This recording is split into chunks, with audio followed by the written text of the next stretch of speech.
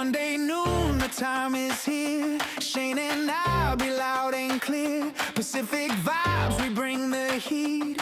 AI agents can't be beat. AI agents hour, let's go.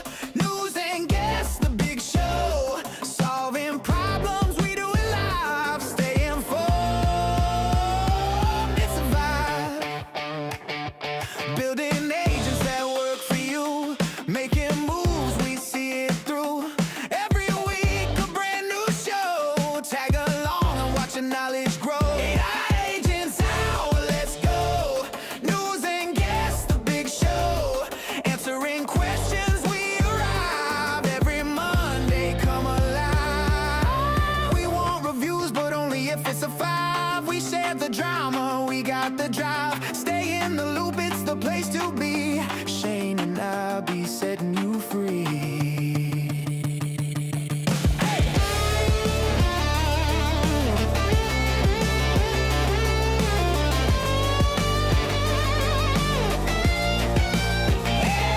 Agents Hour, here to stay. Tune in Mondays, make your day. From the news to the problem solved. AI world, get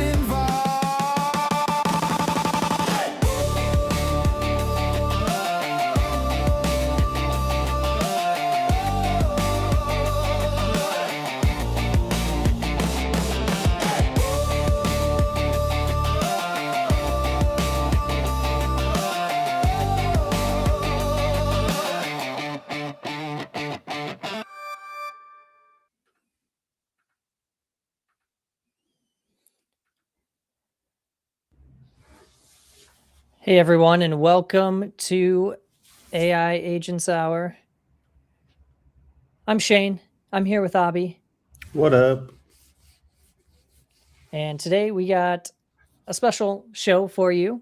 We got some big news, we got some great guests, and there's just a ton of AI news to go through as well. So it's going to probably be a bit of a long show, so buckle up, but we're excited. There's so much going on, not only for Mastra but just in general. So it's gonna be a good one today. And, maybe it'd be good to start with just, a little drama, a little, curious if you are watching this. This is a live show, so leave some comments. We pull them up on the screen and we talk about them. But, ooh, what are you drinking there? Okay, so today I'm at one of our investors' offices. They're Gradient Ventures, and if anyone's come to the Mastra HQ, it's a bro pad. And we have Celsius and stuff, but we don't have unlimited Celsius, which they have here, unlimited. And then they have a bunch of coffees and stuff. Ooh, Celsius train today. And I'm in this really nice, I have a cool monitor and a nice desk and stuff. Man, this is how the other half lives. Nice. That brings up a good question, a very important question. If you're watching, what's your favorite energy drink? Everyone's got a favorite. Yeah. And why is it Celsius? All right. So this came through on the feed, and I thought it was interesting. So let's pull it up and let's get some opinions here.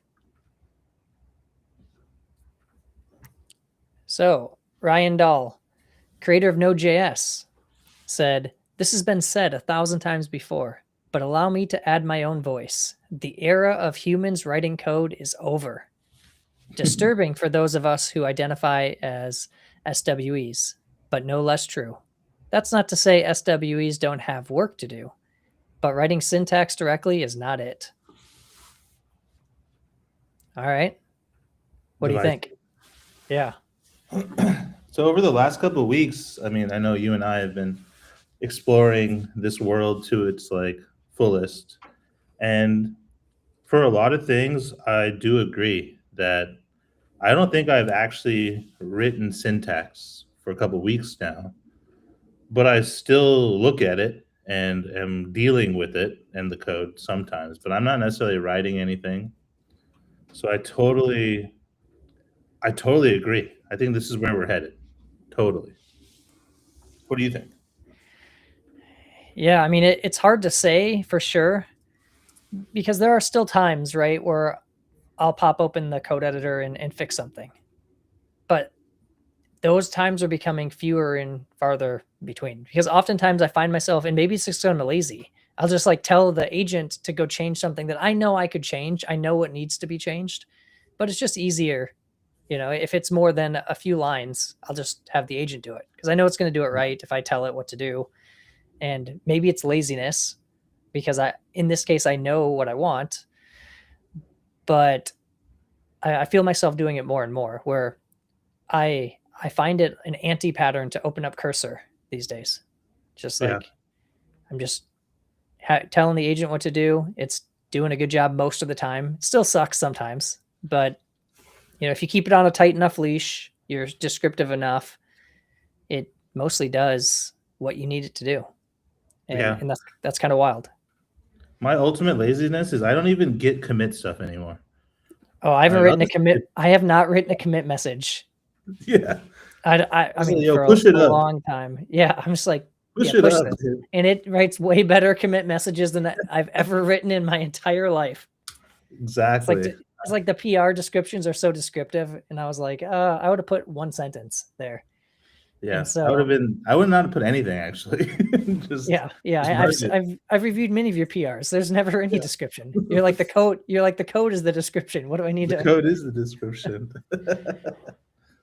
So, and there was, in response to this,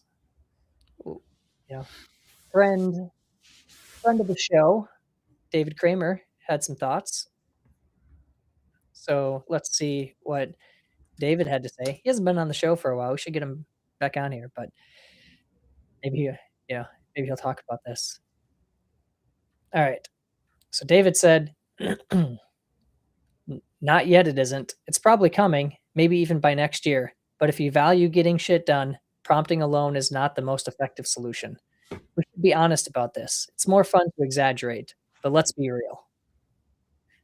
David with the take, The hammer, the hammer. I do think that ever since December, there's been like a lot of grifting going on with what is possible and what's not. And like Opus 4 or 5 was definitely like a step change where you could build some wild stuff, but no one's talking about what they're building and putting into production and, for thousands of people to use or millions of people to use. It's kind of found its sweet spot in the side project business and in the things that you want to build, but, never had time to before. And I don't see a lot of things that are like, oh, I just one-shotted my whole production app and made thousands of dollars. Like, that's still not reality. Another thing is people think that you can just prompt and then go watch TV for 8 hours and come back. While like Ralph loops and stuff allow you to do those things, there's just so much pre-work that goes into any of that stuff. And it's still kind of a chance if that code will actually be good or not. So I definitely agree with David too. It's like people be grifting this stuff, and there's probably some ulterior motives that people have to get the grift going. Yeah, I mean, with all this stuff, there's always an amount of hype, right, to anything. But the funny thing is, normally whatever is hype, if you go back 2 years ago, anything that's hype 6 months later is usually pretty close to real. So I would agree. I think that I find like I'll run Ralph loop sometimes when I go to bed, but I have to spend like a half hour to an hour at least to get a good loop going. And then it'll run for, an hour or two while I'm sleeping on its own. And it'll usually do a pretty good job. Sometimes it doesn't, Yeah. Sometimes it was just a wasted loop. So I do think like the prep, the thoughtfulness in order to get good results has to be there. The taste has to be there. The understanding of what you actually want and like the engineering principles still need to be there. So I agree. It's not just like you can prompt something and then let it go and you're going to be good. But I do think that it's closer now than it has ever been, right? It is amazing what you can do. And this is kind of a a funny segue. And so we're supposed to do this later, but I think it's a good segue that everyone's talking about how all, these Ralph loops and all this stuff that they can do. And then basically what you end up with is all these people like optimizing the optimizers. Like, how do I make my Ralph loops better? So you got all these different, I'll share a bunch of different things here. So this one went, pretty viral. Ralph Blaster. The entire dev workflow is now create a ticket, click to generate a PRD, approve it. Ralph handles the rest. So, this person, and you can watch the video. The funny thing is I saw this and I was like, oh, I've actually started to build this. So this is cool. I haven't tried this yet, but funny enough, I was thinking of building something pretty similar. And then you get, this one here, the best way to build autonomously in Claude Code. I open sourced a workflow that lets me describe what I want to build, answer some questions, close my laptop, and get a notification when it's done. No babysitting, no copy pasting prompts, no context window juggling. So it uses a Ralph loop. It uses this Snark Tank Ralph by Ryan Carson, and then it uses this BMAD method, which I guess is like a discovery interview framework.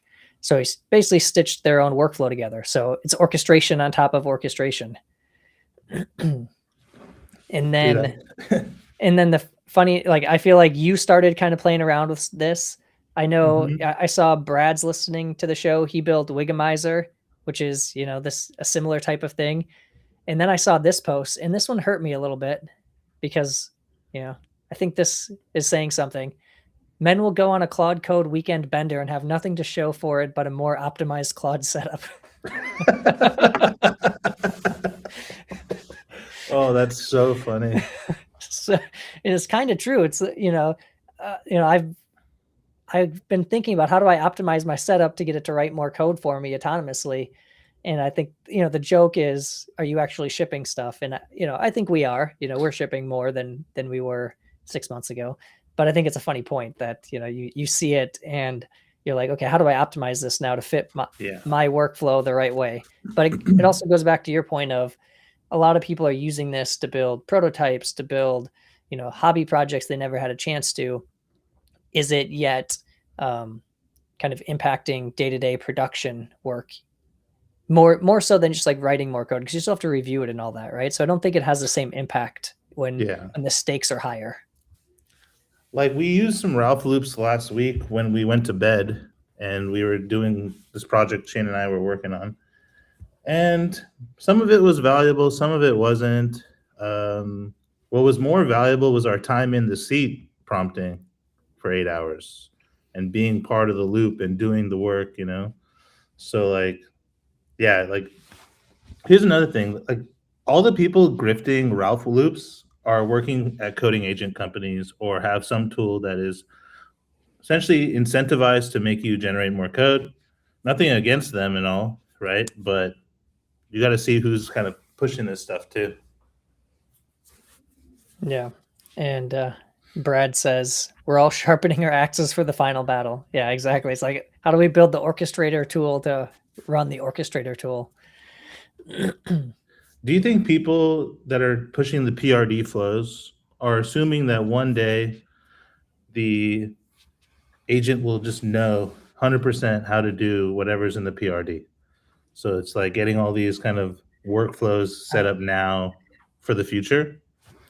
I don't know, because I've always kind of been like the PRD, the concept of the PRD is fine, but I always thought like a very strict format is kind of wasteful. But then I'm starting to think more and more, well, if that's the format that these agents or these LLMs are trained on, well, then maybe using that format is actually going to be better. And so I've started to kind of go back and forth on, should I try to adopt a more strict format and then figuring out if, does this format give better results? And I think that is still the unknown. We're kind of like modern day sorcerers, like spellcasters. Like you're throwing these prompts and like casting a spell, and sometimes the spell works and sometimes it doesn't. It's like, if I say things the right way and configure it in the right order, I'll probably get the result I want. And so yeah, it's kind of hard because you just don't know without it's the vibe check, right? Last time I did this and it worked well, I'm going to try something else this time. Yeah. If you Like yesterday, I ran a 24-hour loop to build something that I threw away this morning. And it's because I didn't break down the concept well enough, didn't break down and I didn't think what I was building was that novel or anything, but it just did not have the right guidance to go through. And then I was using this thing I built called Infinite Moves, where it just constantly ideates on what to do next and just runs for forever. But if that thing has really bad examples of what to do, it continues making slop tasks, and you're just building slop, slop, slop. And then this morning I was like, man, I wasted. Thankfully, I have Claude Max Plan because that would have cost a lot of money for nothing. Literally threw it away because it just went off the rails, so you can't even like bring it back. So you got to be careful with these things too. Yeah, and also we wrote a ton of code last week, and some of it was really good code, but we wrote so much of it that then you had to go through and clean it. It was like Yeah. a cleaning task. And then, you can see the slop that's generated on the UI side, and some of our more seasoned front end devs said, oh, I can see the slop, you can just tell. And for me, like I knew it was there, but I was just like, yeah, we'll try to get over the finish line. I cleaned it up a lot. And I think that's the challenge it does feel like before we were spending a lot of time in the editor crafting the code ourselves, knowing what everything was doing.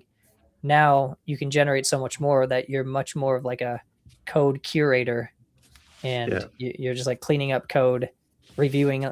Reviews take forever, right? Like I feel like our job now is like PR reviewer. And so for some people that's hard because that's not. I don't really enjoy reviewing PRs. Yeah. It's not a fun part of the job. Yeah, and it's like the back and forth within the review. You're not even back and forth reviewing with the person. You're reviewing with CodeRabbit, or you're just going in these loops. So, and like I tried automating those CodeRabbit loops and just say, hey, whatever CodeRabbit says, do it. But even then, you need to be part of that loop too. Like you cannot just be absent. So like I think I responded to David's tweet yesterday, and I was saying like, hey, there's two tests that Shane and I do. There's the bar test and the Hawaii test. We've talked about it on the show.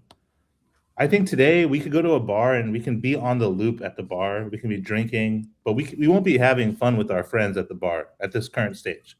We just be sitting at the bar working and drinking.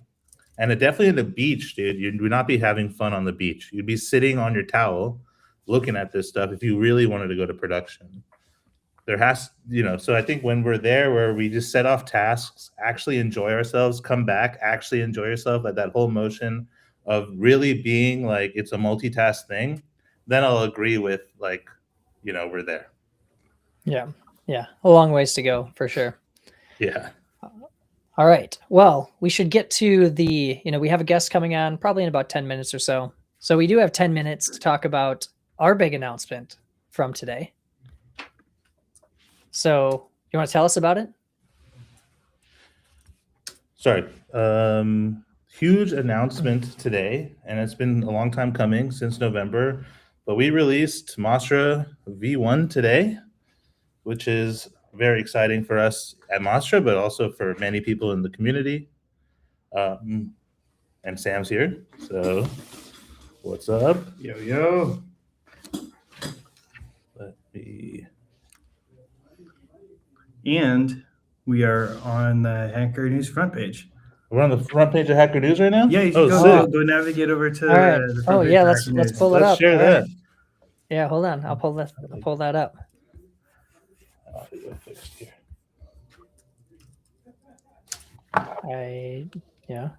That's good. I did not know that. Let's see if we can find it. Where are we at? Oh, we're at number 7. All right. Yeah. Go. And there's a question that someone asked. There's a question that we should answer live on the stream. Yeah, let's do it. Yeah, so, off topic, but how much is AI, we just talked about this, how much is AI used these days for generating code at your place? Curious, because we see a major shift last months where almost everything is generated, still human checked and human quality gates, but a big difference compared to last year. And yeah, that's exactly what we were just talking about, is how now our jobs seem like they're more code reviewers rather than code writers. And I would say I don't know, a lot of our code, I believe, is generated. What would you say, Abby? I think when we first started Mastra in January, we were still writing code, but talking to our agents as like a like a person, like a teammate. And then slowly it's transformed to we have ideas, we have our tastes and experience, and we're just structuring our work and then just sending Claude code or open code or whatever code off to do it. A lot of our new storage adapters in Mastra can be one-shotted from Claude because we've built all these things. So it's very much becoming, I think we use it a lot. And I think we have like a lot of tips and tricks that internally that do it. I think all of us are, we're Opus pilled as a company. So, yeah. Yes, very much so. And, Sam was using, it's not even engineering. Sam was on using Manus yesterday, just freaking vibe Manusing and killing it. Like, because it's like so much, it just sucks to start with. Like, you have the same problem when you're writing like blog posts and, other content as when you do when you're writing code, right? Like, it just sucks to start with the blank screen and the empty sheet. And so, like, I was like, instead of spending like 2-3 hours getting like a pretty basic like draft of like the V1 stuff and like sifting through a bunch of commits and like a blog post and sort of collating that into like an initial draft and then adding like, we got to like a much better like initial draft of like a lot of like the launch posts and stuff. And then like, of course, you go in and you kind of like add the like, well, here's what we thought was funny and like this was unexpected and like all that kind of stuff. But like just like the basic facts, it's like much faster to like vibe right at first draft. Yeah, because the first Hacker News post, I remember like Sam was just I was like deep in thought for like you spent. I locked myself in the room and then like Dan Gackley like tore our post apart because like when you're a YC startup, like you can have him like review it and he gave us a ton of feedback. He's like, guys, this is all wrong. Here's why it's wrong. He was totally right. Everything he said was right. And then like Dan Gackley's like the Hacker News mod. But yeah, so like it's just it's like much faster this time. Yeah, I'm gonna bounce. But all right. Well, congrats to us all. Congrats to the community on V1. If you haven't already, I think if you're watching this, you probably already have because we say it almost every show. But if you haven't already, please go to the Mastra GitHub, give us a star. Just click that little star button. We appreciate you giving us a star today. If you haven't already, now's the time. We're 1.0. Yeah, go upload us on Hacker News too. Yeah. Don't get us in the ring of fire jail though. But I guess we didn't tell you what the link was, so you go find it yourself and upload that. Yeah. Surprisingly, Hacker News has some of the most aggressive ring detection that we've, it's because when you're YC, you kind of talk about it, you learn some of the tips and tricks, and they basically said like you just really shouldn't send it to anybody because you will immediately, if you get more than a few upvotes in the first few minutes, you're going to end up in jail. And I will say we in the past we've tried to just seed a couple votes, and it's not a good idea. So definitely let it do its thing naturally, but it's a good tool if you can figure out the right phrasing, the right wording to get the Hacker News community engaged with what you're doing. Yeah, being on the front page is great. That's awesome. Yeah, it definitely is. So I think it's useful for us to take a step back. So we've been doing this. The first release of Mastra was October of 2024, right? Yeah. So let's go through. And if you're watching this, like, please drop a comment. This is live, whether you're on YouTube, X, LinkedIn. What's your favorite Mastra memories? Let's go through a couple. Like code wise or like as a company? I mean, just as a company, memories of like things that we've done as the team, but also like features too. Let's do both. I think this is gonna be a terrible date, but it was the date. I remember on January 6th, we flew the team at the time, which was Tyler, Nick, us three, Tony, and Ward. And we were in our first HQ, our small ass apartment, and with all of us in there jammed in there. We had like a picnic table, this table, and we just all just huddled in there. I think we built memory that week. We built a bunch of stuff that week, and that was like the start of everything. So that was good. That's a good memory. Yeah, now I wish I had that picture. I'm sure there are pictures floating around. Maybe later we can find it. Yeah. But funny enough, I was gonna say that first, kind of that first week where we kind of started, we kind of got the band back together, right? It's like people that some of us, were at Gatsby, some of us were after the Gatsby acquisition at Netlify.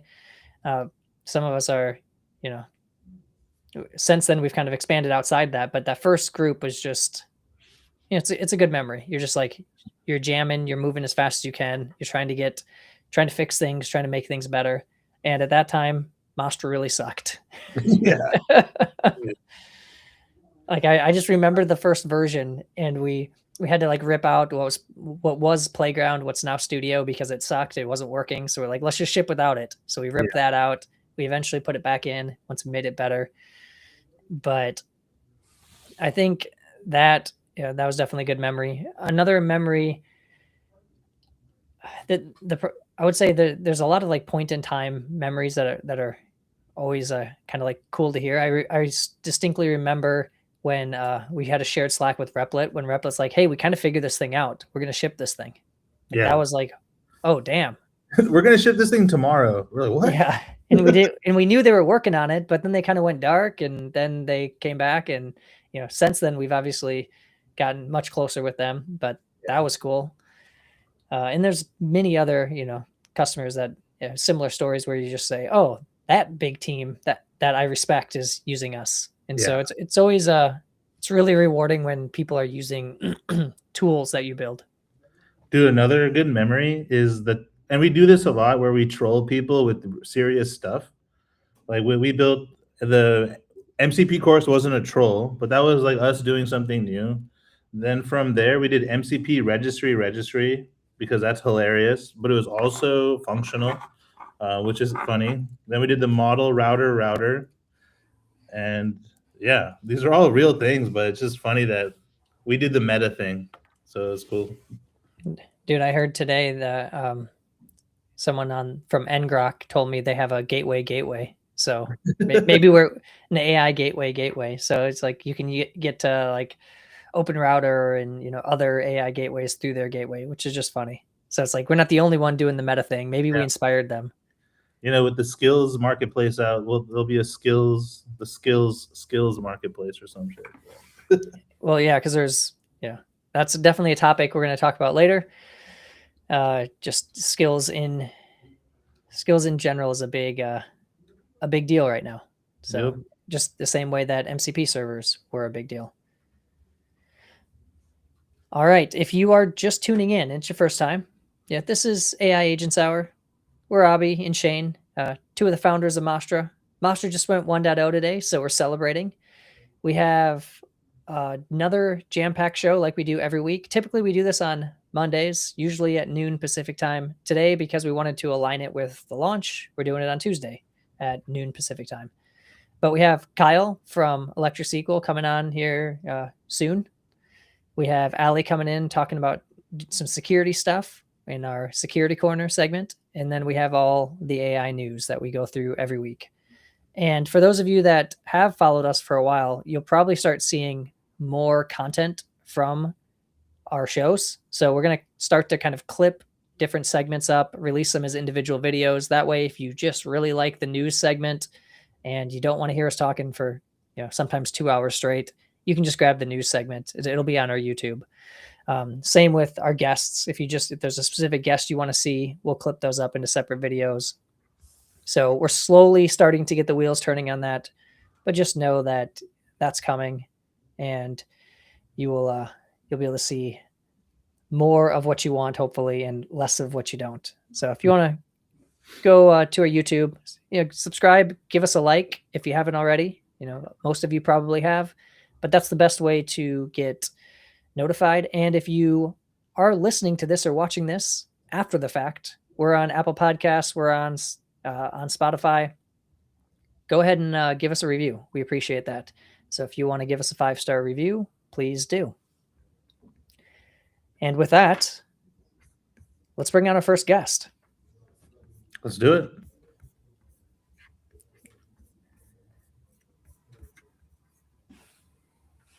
Hello. Kyle. Kyle, what's up? What's up, dude? Just hanging out. Need my boxes. Working on stuff as often, so I need to work on my background. But anyways, Yeah, how you guys doing? 1.0. That's pretty sweet. Thanks. it is. It's a big moment. Yeah. So I do have to. I think we'll want you to do an introduction here in a second. But I saw this last week, and it's one of the reasons, one of many. We wanted to get you on the show for a while, but I saw this from Chris, and I was looking, and he said, is this real? And then I looked on this list, and you were ahead of Chris. You're a 5th on GitHub trending last week for Hell yeah. Cloud Code UI. So, we have the famous or the infamous Kyle Matthews, number 5 on GitHub trending last week for all developers. Cloud Code UI. Yeah. That's right. My little experiment. That's funny. I didn't know it took off that much. Yeah, so you were number 5 on GitHub trending last week. So, and you're on the show. So, good on us for getting such a prestigious guest. My star prize. That is what everyone's asking right now. I didn't know GitHub did featured developers. That's dope. I had no idea either. I guess you're part of the first class, I guess. Yeah. Well, I mean, no one told me, and so this is the first time I've heard of it. So clearly, not that many people know about it. And Bulrix on YouTube asks, "Is that Gatsby, Kyle?" Indeed, it is. So maybe a quick introduction, Kyle. Tell us a little bit about you. Obviously, Abby and I know you, but some of the viewers might not. And then what are you up to now? So I am a Gatsby Kyle. Not the only Gatsby Kyle. Little known fact, there's many Gatsby Kyles. I might not even been the best Gatsby Kyle. That's questionable. But anyways, I am a Gatsby Kyle. You were the OG Gatsby Kyle, though. I guess true. I was the first. I always have that, whatever that's worth. But yeah, so I've just Kyle Matthews everywhere. I've been doing DevTool stuff since not too long after college. Worked at Pantheon back in the day. Pantheon still going strong. Drupal WordPress hosting, kind of one of the original passes back before kind of Heroku era of sort of the original generation of passes. Anyways, from that, then jumped on the React train, go React with Gatsby, static site generator. Well, it started static site generator, but of course, with the help of you guys, we made it much, much more. And then we sold that to Netlify. And then after a year of wandering in the wilderness, if you will, trying to figure out what to do next, I joined fairly early the team at ElectricSQL as a co-founder. And so now I'm chief product officer, the 10-person startup. Anyways, chief product officer. But yeah, we're a super fun team. We're doing a lot of cool stuff. ElectricSQL is sort of the original tool we built, is a Postgres native sync engine. So you just kind of like point it at Postgres, and you kind of get a live feed from whatever subset of your data that you select. And we have TanStackDB, which we built as sort of the client-side database connector part of that. So you just like spin up sort of these different live reactive collections in the browser, which are subscribed to updates. Anyways, it has a super nice optimistic update flow. So yeah, both of those are doing well. And then while we're on the show, Durable Streams is new, but also not new. So we announced it beginning of December of last year. So it's like a month and a half old, but it's actually just spun out of our sync engine, because a sync engine needs a reliable way to transport data to clients. It doesn't work very well if you're dropping updates and whatever. So we thought really carefully about that, spent a lot of time designing it, spent a lot of time iterating on that. And then all this AI stuff, keeps going. And we're just looking around, and like everyone has problems with like data consistency. Everyone's doing sync and everyone's kind of crappy at it. Like, it's just still hilarious to me that like ChatGPT Claude AI, you're using them, and like there's all sorts of glitches all the time, and it's just funny that they just don't have sync done well. So anyway, so durable streams is basically the foundation layer of our sync. It's it's just sort of a binary transport, a reliable way of transporting data, basically how our sync engine works is like there's sort of this raw transport level, and then there's sort of a JSON mode, what we call it now in durable streams, which is sort of an efficient way of sending JSON updates across that. And then the Postgres part, there's a bunch of like Postgres specific information to kind of make that work. And so anyways, so we're super excited. Durable streams is kind of the foundation of what we have been doing, and now it's sort of spun out as its own product. It's going to be a foundation of a whole bunch of other stuff, because I mean, Postgres sync is just the first thing we're doing. The idea is like any source of data, you should be able to sync it to your clients in real time. So, like Redis, MySQL, MongoDB, etc. But also with durable streams too, it's like we heard from a lot of people that they want to sort of like hook up custom stuff. Like we have data over here, but we need to get to the client. We have their sync. And we're always like, well, write it to Postgres. So, for example, we got a lot of interest in sort of streaming AI tokens. They're like, okay, we're talking about like these, streaming tokens with SSE. It's fragile. It's easy to break, etc. So they're like, okay, how do your syncage is cool. How do we use that? We're like, well, just write the tokens into Postgres. And so that was workable, demos nicely. But a lot of people were rightfully like, how well is that going to scale? We're like, well, Postgres is really fast. You can have a fleet of Postgreses. But it does start sounding a little bit silly to have like, a product at scale with like 20 Postgreses, streaming tokens. And it's like, well, that's kind of a waste of. Postgres is fast-ish, but it's not particularly efficient for just sort of raw moving bytes around and so forth. So durable streams is cool because now you can just sort of hook up whatever type of data into it, and it's very lightweight, very efficient. Sneak peek, we're launching durable streams, hosted durable streams on Electric Cloud on Thursday, fingers crossed. And so with that, like it's a fully cloud native implementation. So unlimited streams, unlimited size, unlimited everything. So anyway, so for very large scale, you can just sort of be piping as many data as you want, many streams of data to as many people as you want, backed by our sort of platform and CDN. Seems like there's a history here, at least with the AI, all the AI use of this, because I guess like a year ago, people didn't really care if the stream was durable because they're in a chat, they're there, who cares, refresh, whatever. Yeah. It really is, yeah. And then now people want to leave their chats alone. They want to leave the experience. They want to go have a coffee, come back, but they expect everything that happened in that session to be where they are, right? And I think a lot of people initially started with like saving the state into Redis. Yeah. And I think it's expanded there. Could you like explain, is it better to go through the sync engine than to just wire up state in like Redis or something or Postgres? Like what is the benefit of the durable stream implementation? Yeah, so it's like, any technical problem, there's lots of ways to solve it. So I can't say that you can't solve this problem in some other way. So first and foremost, it's a spec. So it's actually spec'd. Mm-hmm. We have a lot of experience with it, so we know it works. We have implementation client libraries in 10 different languages now. Nice. Thank you, Cloud Code. With a few days, So we have like a server conformance suite. So just like any server, you just run like 500 tests or so, whatever it is. Like, I was like 400-ish. Anyway, 400 tests, and it tests like every bit of the spec. So like we have some open source implementations. We have our cloud, and we all know they run on the same spec. We have client conformance tests. So if you're writing PHP, whatever, I don't know, it all works the same. So that's just kind of nice. It's like a first, it's a very well tested baseline instead of hand rolling something yourself. Then I think the other big advantage is that a lot of these sort of like, put the state in Redis or Postgres or whatever. The breakdown is that like while the stream is happening, if you lose that, you kind of don't see an update until it's written to the database. Yeah. And so that's the bug I see most often is like something goes glitchy and then like Claude or something, the web UI will just be like, response incomplete or whatever.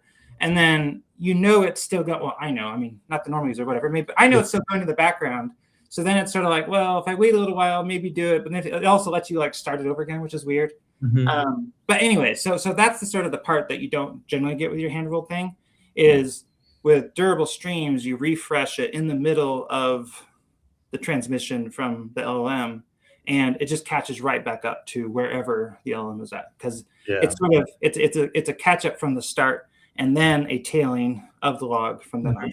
It's kind of like you know, databases are sort of this materialized state, but almost all databases have a log at the base, and so this is kind of like a database, but it's just a log. It doesn't do the materialization part. Anyways, yeah. So I think it's just it's a lower level tool, but it's more versatile because you can just read the whole log, always catch right back up, and transition right to tailing, versus waiting around for the whole thing to finish. Dude, this architecture reminds me of the homies at Meteor, or not anymore. When they did Mongo oplog tailing, and honestly, they were ahead of their time, dude. Like so ahead of their time, because you could have definitely solved this the same way with that, right?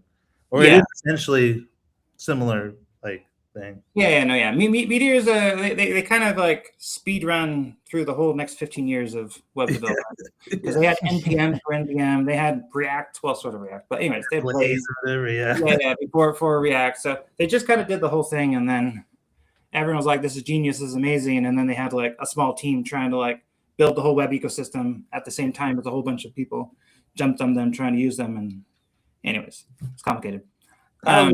Were you at ElectricSQL when they were doing local first, or like was that a transition for Electric as a company?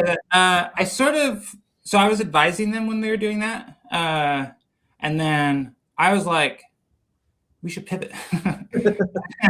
I convinced them, and then they were like, you want to help us out? And I was like, yeah, this sounds fun, let's do this. Because they were like, I mean, they're like a bunch of academics and big visiony whatever people, and they wanted to like solve everything around state transfer, and they had like 15 years and sort of like $1 billion or so of investment. I think they might have gotten there, but on sort of a startup timeline and budget, it was just like way too hard a problem. And so I was like, hey, what if we throw away like 80% of the roadmap and just do read sync out of Postgres? Because that actually seems like something that we could, actually finish in a reasonable amount of time. And so they'd been kind of bogged down for a year plus at that point. And so they were willing, they're interested in a change. And it still took us a year and a half. Like a year and a half later, we do have a very good, read sync out of Postgres. So it's hard to build stuff. Yeah, I mean, that's where it comes to focus, right? It's like, sometimes I would say even now with coding tools, I feel like I can build everything, but I can't build everything well, even still. It's easier to build, but now I just build a lot more garbage. Yeah, exactly. The prototype used to take 3 days, and now it takes 30 minutes, but the rest of it still takes a while. So it's the 80-20 rule, but the 20% now feels like 99. It's like 99-1. Yeah, exactly. And maybe you still get there a little faster, but that last 1% is really hard. Yeah. I mean, you definitely get there faster, I think, because like just the research. I mean, a lot of like figuring out what to do is just like researching existing solutions, and now I'm just sort of kicking off deep researches left and right. What do you use? What do you use for deep research?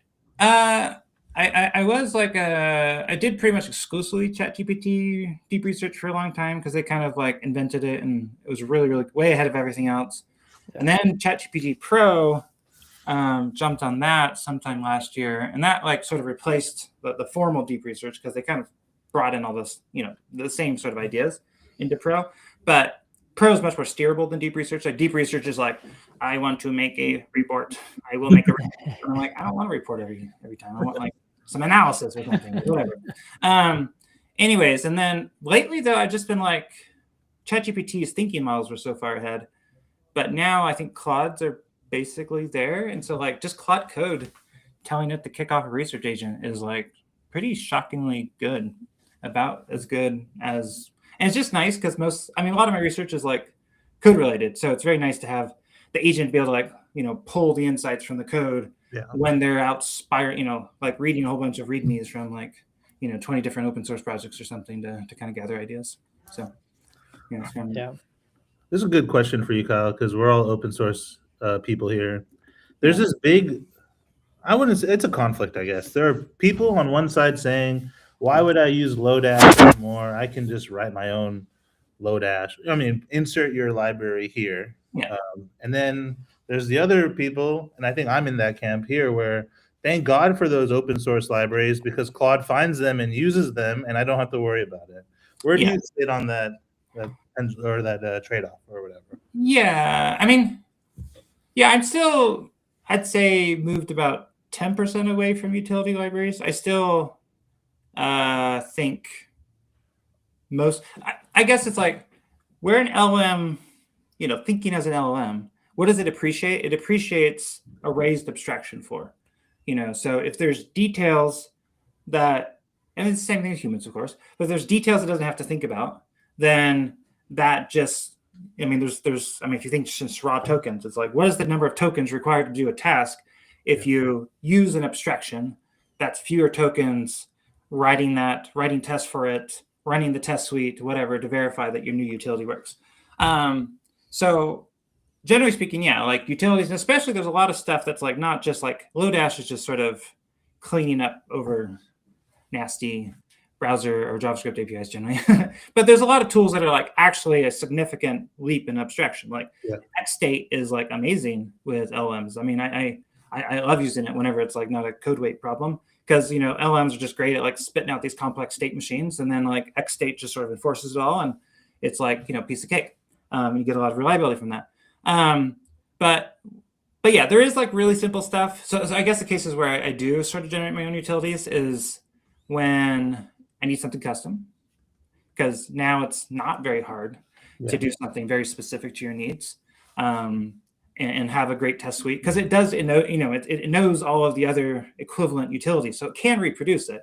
It just is a waste of tokens and time. And the other is just to avoid having to have, avoiding extra dependencies in like sort of open source libraries. So it is nice to sort of maintain a vendor solution, So if you're shipping something to a whole bunch of people, picking, like just grabbing exactly what, having exactly what you need is pretty nice. Like TanStackDB, durable streams, they don't have any well, okay, that's not quite true. They have one or two. They don't have very many though. Anyways, so and we've been able to do that because we did just sort of like a deep equals. We just wrote our own rebuilding and stuff like that. Mastra has a deep equals too. I inherited somebody. That's one of my biggest NPM packages still, I think, because like I took over somebody else's like 15 years ago or something. Never did anything because it was done, whatever. I just tweaked a few things, but then it was in my name, and so it's getting 1 million downloads a week or whatever. Still, I haven't looked at it in years. I don't know what it's doing, but it's there's just common stuff like that, which like are so like the LLMs should just spit it out. But it's like for most of the times, like why run the risk of getting something wrong? Especially if it's a higher level of like a simple utility. If it's just one or two things, just pull it out, just write it yourself. It's fine. But your XState example is a good one. Anything where there's like, could you imagine, telling your coding agent to now use this other, all that extra context that has to be fed in to maintain and support that, it now has to have knowledge of that in the code base, right? So you're still dealing with limited context windows. I still hit compaction every day in Claude Code, and I get mad every time. And so it's like, why do I want to throw more code? Ideally, like keep it leaner and be able to rely on some of these packages that, have already spent all the tokens to make it more reliable. Right? They've already spent the time. A lot of these dependencies, there's like 1 million GitHub repos that have it as a dependency. So it's like, it just writes it perfect code every time with it. So, but there, I think it is cool. I mean, that's what's fun about this new era. I mean, I think with like agentic coding, like people who don't love it, maybe it's a bit mean. I think they don't like computers. They just got into programming for the money. Like if you like computers and you like making the computer like dance and do funny stuff, like yes, just make all your utilities. Why not? Just have fun. It's cool. I mean, it's fun. So I have nothing wrong with people making their own utilities. it to me is just I have other stuff to do, which is also fun. So I'm not I'm not lacking for fun things to do. But if creating a whole suite of utilities and writing tests for it seems fun to you and interesting, like by all means. What about personal SaaS? That's a big thing happening where instead of buying the product, I'll just build it. Like yeah, I mean that's a bit of a projection. It's kind of like agents in 2024 or something. People are like, yeah, agents are the future, but they were like complete crap. And now it's just sort of barely becoming true.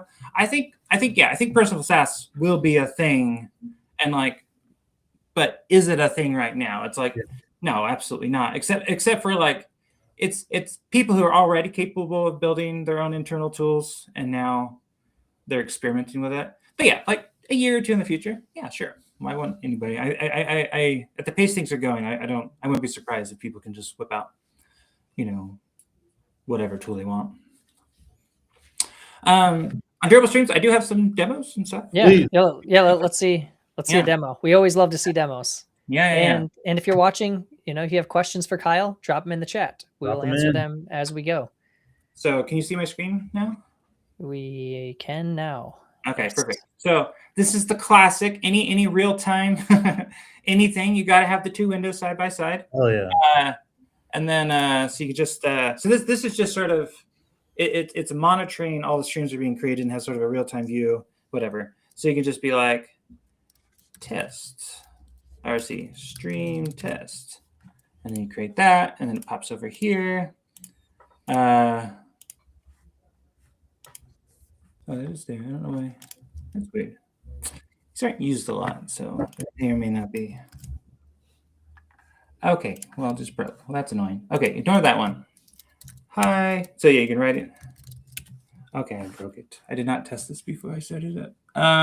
It wouldn't be a live demo if everything went perfectly. Yeah, and also I have like, 5 different copies of stuff. Oh, there it goes. Running. I mean, I have no idea what's going on my computer anymore. Okay, so yeah, so do that and then working. Yes. It's just going crazy slow. Not a good demo. Well, anyways, the point is you should check out the repo. Try this demo yourself. Normally, it's very fast. And then, so this is just sort of showing like, streams are just bytes. They're at the sort of the byte level, but you can set, you have to set a content type, but it defaults to octet, whatever. I mean, whatever the web default binary one is. But yeah, it has JSON. You do text plain. You can do, binary, which is actually the octet one. Yeah, we've done demos. One of the demos my colleague Sam did, which is super cool, is showing a audio LLM sort of streaming, telling a story. So it's like it generates a story and then has something read it, but it's like streaming the audio, and you can like refresh it and it just sort of immediately starts playing at the the next point. Which is super cool. So YJS is another. We have a YJS provider now that runs in durable streams. This is probably not going to work either. I don't know what's going on. I'll fix it later. But anyways, so YJS, its protocol is also binary. Has its own sort of messaging format. So anyways, it works great on durable streams. And the same benefit of being able to like catch up and resume and start tailing whatever. Works really great for these because, most applications, they kind of do this sort of dance between get the bulk data from a database and then try to start tailing from the right spot. But with durable streams, all the data is in the log, in the stream. So like with YJS, you kind of load a snapshot of all the data and then start getting live updates. And that works really well. Actually, one other thing too, just to kind of toss. Actually, I'll open it up here. So another thing that we're really keen about, which is pretty early, but we're starting to talk about it, is this pattern of durable sessions. And so, we kind of talked about earlier, like durable streams solves the problem of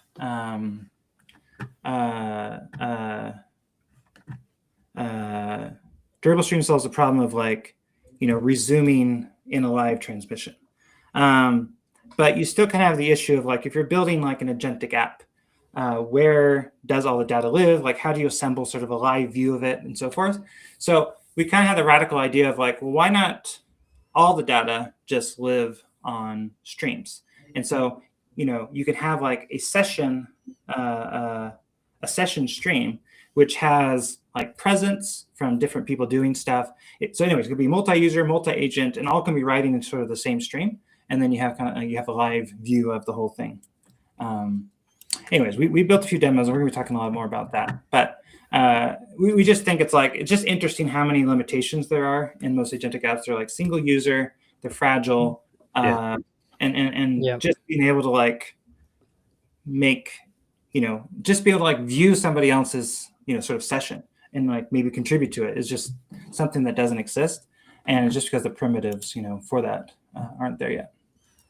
I really like the concept of a durable session, because without a durable session, pretty much you're just writing over each other in like one agent, like multiple agents writing over each other in the conversation history. And which one do you stream from? It becomes like such a problem, dude. Like, yeah, exactly. Yeah. And if you just have a single ordered stream, then it's all very simple. Yeah. So we're sort of assembling, figuring out the primitives for this. We have a few people experimenting, so it's really early. If you're interested, like please chat us up, and we'd love to talk about it. We're definitely interested as well. You too. Okay, perfect. Yeah. I think I let Sam know. Which Sam? Not our Sam, the other Sam. That we need durable streams in Mastra, so I'm sure we'll be integrating. Oh yeah. It is confusing having had two co-founders in a row named Sam. Yeah. Like, I tell stories to my wife. I'm like, and this is current Sam. not past Sam. Not past. Well, it's not past. It's present. But anyway, I don't say that. Actually, to be clear, I don't say that. Sorry, Sam, if you're listening. I do call you Sam Bagua. Anyway. Yeah, so Sam was on the show just a little bit earlier when we announced the 1.0, but I don't know if he's listening now. But he, Yeah, I love you, Sam.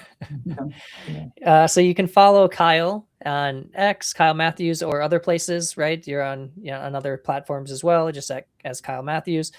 Check out ElectricSQL, and also, if you want to check out and play around with durable streams, go give it a star. Go give it a star. It's a star party. Go to GitHub, give it a star. Yeah, and again, we'll be releasing the hosted version on Thursday. Fingers crossed. So look forward to that. And go give Kyle a follow, and I'm sure he'll be talking about it on Thursday. Yeah. All right, Kyle. Thanks for coming on the show. You're always welcome back when you have other things to announce. And we will. It's good. It's been a little while since we chatted, so good to chat with you again. Yeah. See you, man. Okay. Take care, guys. All right. See you. See ya. All right, dude. ElectricSQL. Yeah. It's always fun chatting with Kyle. For those of you that are tuning in, welcome. This is AI Agents Hour. I'm Shane. This is Abby. We talked about Mastra's 1.0 release. I think, maybe we're still on the front page of Hacker News. I don't know. You should check, Abby. Let me check. But if you're, a Hacker News fan, or even if you're not, if you have an account, go give us a upvote on Hacker News. Number 11. Number 11. Staying strong on the front page of Hacker News. 32 points. Not bad. Go to the Mastra. There's a lot of comments now. Nice. If there's any good ones, we can bring on the live stream. We also just chatted with Kyle Matthews, formerly. I should have told Kyle this. Like, I met Kyle and then I joined Gatsby, so it's like he kind of recruited me into Gatsby. So Kyle, formerly of Gatsby, now Kyle's running product. He's the chief product officer over at ElectricSQL. Learned a little bit about durable streams, and they have a big launch coming up on Thursday. But now we have another equally fun segment, Security Corner. So let's go ahead and bring on our next guest. So let's bring on Allie. Allie. Hey. What's up, dude? Nothing much. Nice to be in San Francisco. Yeah, I was going to say, rumor has it you've moved. You are now in SF full time, huh? I am. Yeah, excited to be Full here. time? Wow. Yeah, full time. Dude, let's party. What are we I doing know. I here? know. I forgot to it's been so busy. I forgot to text you guys. I will be in SF tomorrow through Friday, so I'm coming down for some Nice. meetings. Okay.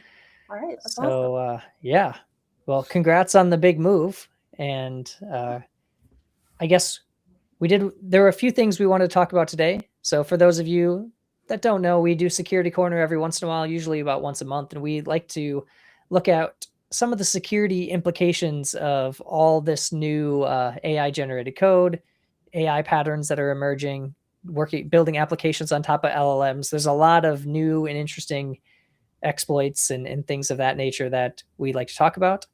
And today, I think we really wanted to go a little bit deep on, and we talked about a little bit earlier on the show, around what happens when now everyone's generating so much more code, and what things should we look for from a security perspective? What are some of the risks? I know I have a lot of like questions and I have a lot of thoughts, but I'm curious on what you both think.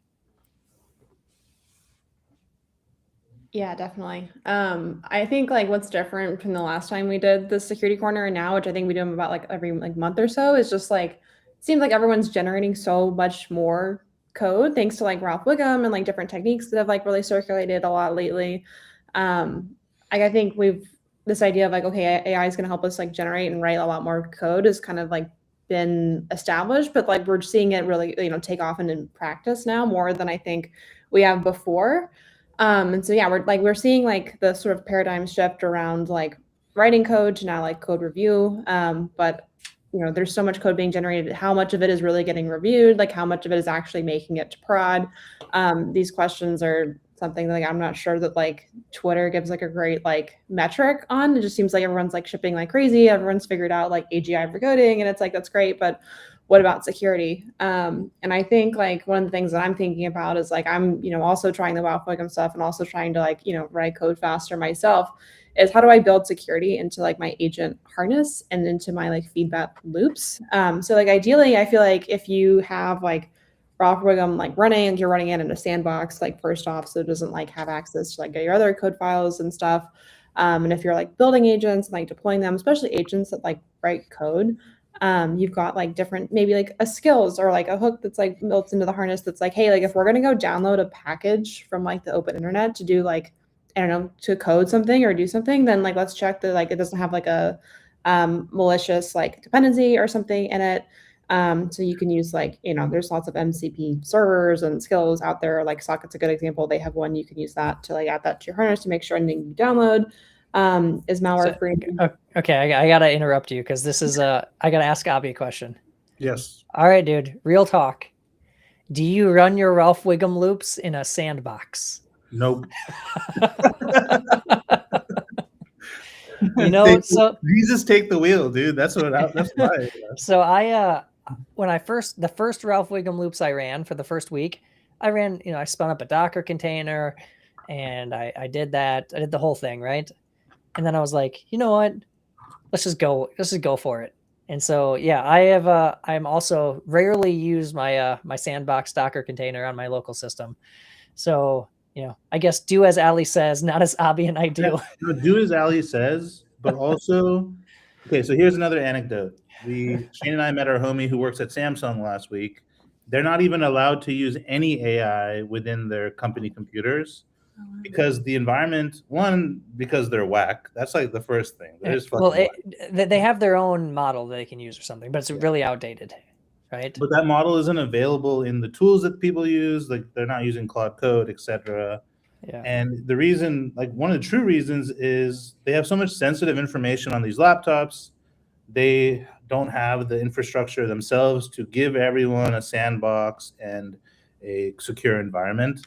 So what people are doing now is they have two computers, their personal and then their work one, and they're doing all the coding stuff there and copying and pasting it.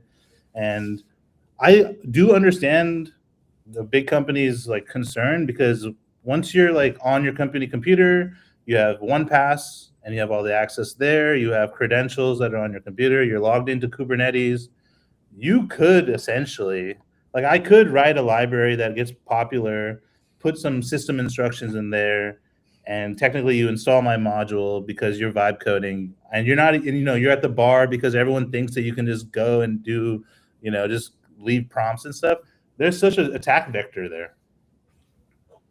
Yeah, I have a friend that works for a big company, not Samsung, but a different big company. I'm not going to name the company because I don't want to, I screwed that up. I shouldn't have done that.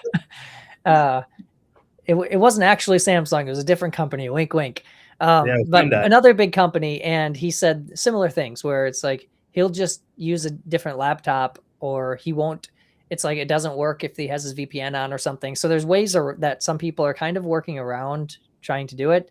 And so maybe they don't put all the company information in the model, right? But some of that information is still getting in there. But yeah, I think if for me, if they, there's probably some things that they could, they could take over on my computer, but for the most part, most of my code's open source anyways. And, ultimately it's probably not that big of a blast radius, but if you're working at a company that you'd be concerned about that, you probably should be running this stuff in a sandbox. So Allie is like, what are the best practices if you wanted to practice safe vibe coding? What are those practices? And is that something OWASP is starting to research now? Yeah, it's a great question. I know we've got like MCP cheat sheets on like how to like use those securely, but I think like a vibe coding guide is long overdue if we don't have it already. I can check and get back to you on that one. But yeah, I think if you're starting to vibe code, I think, starting with like a sandbox, like Docker sandboxes are not, like if you're familiar with Docker at all, like that's not hard at all to get up and running with. Like I would try that. But also like start small. So I had a really interesting chat with like Johan Regberger, which I think our podcast for that just like came out today actually, on insecure agents. I don't think I've posted it yet, but I will. But basically we had a really interesting conversation of like, how do we ship like vibe coding tools such as like Claude Code or like others like by default securely. And so we thought that like having a setting by default where like you have to accept every single change like the vibe coding, agent or whatever makes, like then you would be like more secure versus like if it just shipped with like bypass all permissions or whatever, that wouldn't be good. So like start small, like start incremental, like start understanding, okay, this is what the agent's doing. Like I understand that, I'm gonna accept it. And then once you get like more comfortable, you can allow it into like, more of your file system potentially, or like let it run different commands. And you can also like disable certain commands that you don't want to run. If you're using like an SDK, for example, for an agent, or if you're using like Claude Code, you can just like disallow certain ones. So just it's all about just like limiting the blast radius and like understanding like what it's going to touch. And like once you've limited that blast radius too, like then you can feel like more confident to just like let it do what it wants. And that's the beauty of like Rob, like when I like have it in a sandbox, I know that it's like making commits at every single like iteration. Like I'm not afraid that it like is going to do the wrong thing because I can always revert the commit. It's in a sandbox. I know it's not going to touch anything I don't want it to. So I've not no problem like setting the dangerously skip bypass permission, whatever that flag is that lets it run whatever. But otherwise I wouldn't set that. So it's all about like, let's put the box around the thing as best we can, and then use the technology to the best of our ability and like, iterate and move as fast as we possibly can. So I think about that company or whatever company you mentioned of like, hey, they're not allowing them to use these technologies at all, but it's like, they're going to find ways around it. It's like one of my biggest learnings of just like being in security in general, especially moving from like starting in engineering and then like moving into my career in security later, is like engineers are going to do what engineers want to do. You can't like fight it. You have to like use security as an enabler, not a blocker, because otherwise like people are definitely going to like end up getting around it. Yeah. Are there enforcements with like SOC 2? You know how like in SOC 2 and stuff, we have to like approve our PRs and we have to have all this evidence for stuff? But that stuff does not have any like guidelines on how you use coding agents, which could be insecure at your company, right? Yeah, like what do you think is going to happen in that kind of part of it? Yeah, compliance for AI is so tough. Like we're so far behind in terms of like frameworks catching up, like legacy frameworks, especially like SOC 2. I think we saw like ISO 42001 like started to like come out and be well recognized as like the international standard for like AI compliance. But then to date, like it's been out for like 2 years now, and only 200 companies are ISO 42001 compliant. So I don't think that is going as well as people thought for that to become like the standard. And SOC 2 needs a revamp to add AI security stuff into it. Like the only way that SOC 2 even touches this today is a secure development policy is required for like SOC 2. And so in your secure development policy, you could state requirements around, okay, like you have to run like Cloud Code or something like in a sandbox. Like we require that like by policy. It's like, okay, like that's great that it's written down in a policy, but like how are you enforcing it? And that's not part of SOC 2. Like no auditor's going to go and check that you did that. So at the end of the day, like it's all just kind of like security theater until like it's mandated. And that's why I just feel like AI for compliance is such like or compliance for AI is just such a tricky like subject right now. And you should just like do security for security's sake and like, I don't know, not make compliance kind of like the forefront. Can you get, like, if they do figure it out, do you get grandfathered in, or do you have to like redo your SOC 2? Because I would tell everyone, go get your SOC 2 right now, so you have to deal with this shit. You would end up having to do it for like whenever your next like SOC 2 report is like after like they put those like new controls out essentially. Mm. So eventually we'll come like down the pipeline. All right, I got one other question. I just want a thought exercise. So one, it's similar but kind of unrelated. So rather than the code agent being the insecure part,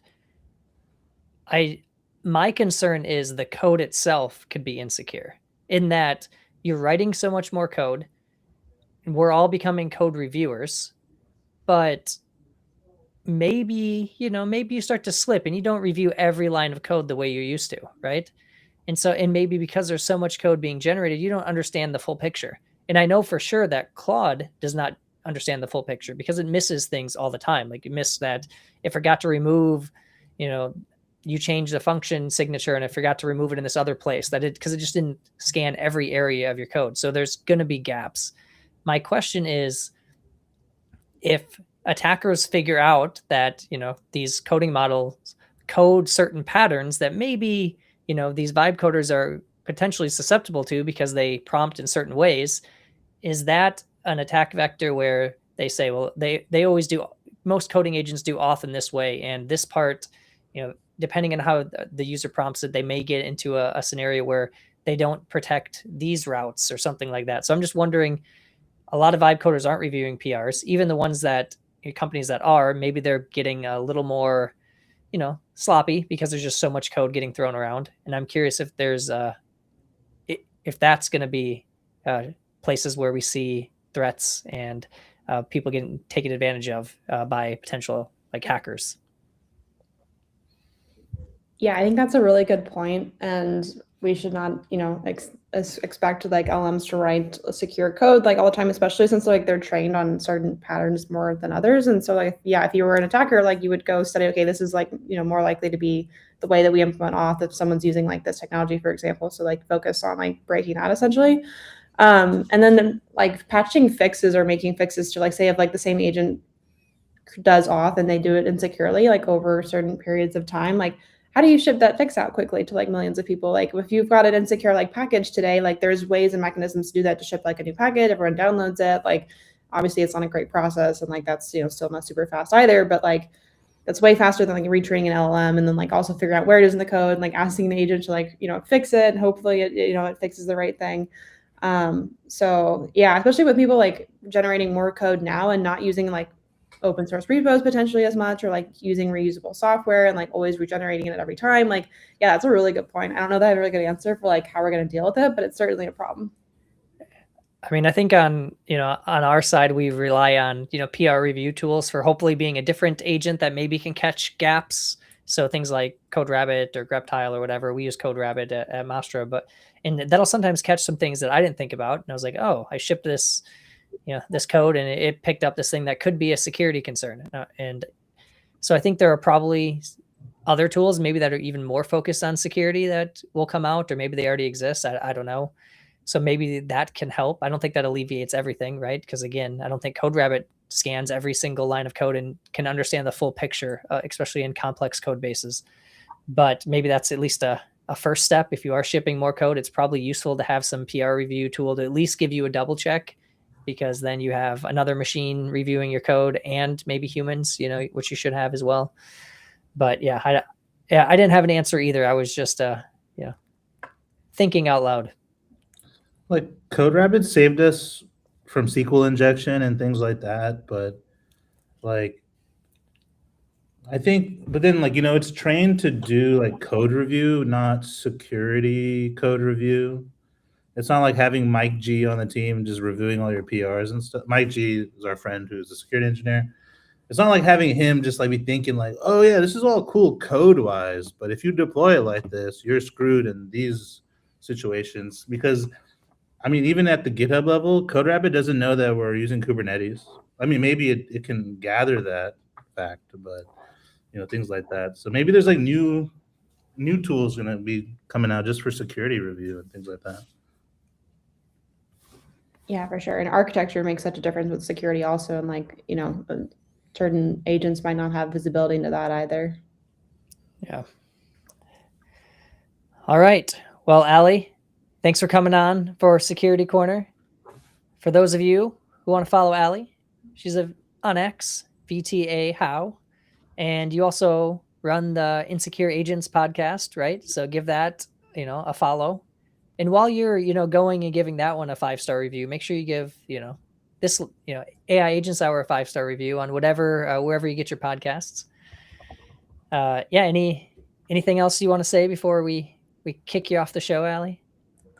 No, I had one last positive thing for security. I know it's a lot of agents are making security harder or worse. Where it's one good thing potentially is since we're using sandboxes and stuff to run agentic code, more so than others, our infra potentially gets more secure because it's not sitting there and is stale and has all these vulnerabilities. So you need to go update all the time. Well, if it's only getting run for 10 seconds and then it gets shut down and then rerun again. And if that always stays up to date, the packages that are installed on that sandbox or hardened image, that might be a win for us for security going forward. So that's a good thing. Awesome. Well, thanks for coming on, Allie, and we'll see you probably next month, or maybe in person in SF before that. Yes, that'd be awesome. Yes. All right. Thank you. See ya. And then it was 2. Yeah, good guests. It's a good show today. For those of you tuning in, Mastra 1.0 released. We had Kyle from ElectricSQL on. We just chatted with Allie, talking some security. And now we get into what everyone tunes in for. No, I'm kidding. I don't know. If you're watching this, what segments do you like best? Do you like the guests? Do you like the news? I don't know. I'm curious. I think they just like us talking shit. Oh. They like us. The 2 guys that kind of know what they're doing, but just like everyone else, we're just making it up as we go. But we're having a good time. So we're here. We're having a good time, and we're going to talk some AI news. So there's a lot. There's not any one showstopper headline, I don't think, this week. Well, maybe one. There's maybe one that I would say is kind of a little bit bigger than the others, but there's not any major headlines, but there's just a lot. So this is going to take a little while, but we might go through some of it kind of quick because otherwise we'll be here for hours. And I know everyone watching this has Claude Code sessions to attend to between between watching this show. So I thought this was interesting. We've talked about this with Lovable and Replit last year, but Higgsfield's officially the fastest scaling generative AI company in history, doubling from 100 million to 200 million in just 2 months. So Higgsfield, if you're not familiar, they basically have video tools. I think you can use Kling and other tools kind of in their editor. I haven't used it that much, but it's really power tools for video, for AI generated video from what I've seen. So that's just interesting. Anytime, and you can see there's Lovable cursor, going from 100 to 200 million. That's kind of wild. They have a good product too. So have you used it very much? I've only used it played around some of the video stuff. Is that most of it? Yeah, I just used it to turn. I had this thing where I was making Ghibli. I was trying to make my own animated short using pictures I had, transforming them into Ghibli, and then making moves on it. I don't know. At that point it was really rough, but this is like with most things, it just gets better. In other news, some drama. So, Thinking Machines has terminated its CTO due to unethical conduct. CEO Mira Murati announced. So this led to a whole bunch of things.